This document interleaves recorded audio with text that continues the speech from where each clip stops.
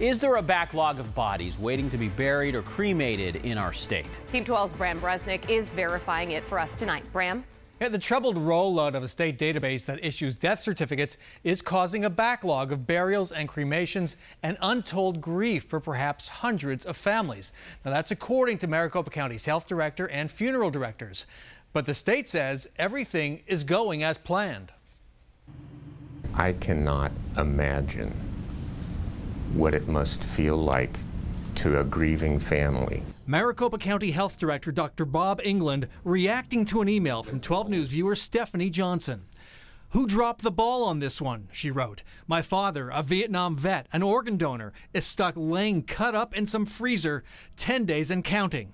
All the counties, I think it's safe to say, and others had called attention to variety of issues ahead of time. In emails obtained by 12 News, England consistently warns top officials at the State Department of Health Services that they were going to drop the ball.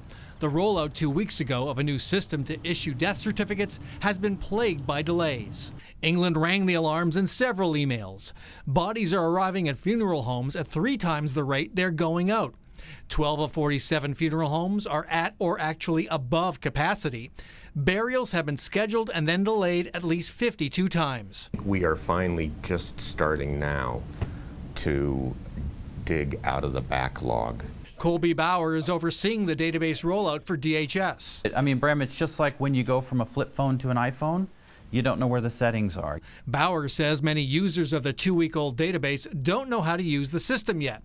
He also disputes England's numbers on the backlog. The issues that we are experiencing now are things we anticipated. We anticipated the first few weeks being very difficult. So the best advice, if a loved one dies, check with the doctor and the funeral home to ensure they have figured out how to use the state's new system for death certificates. Bram Bresnick, 12 News.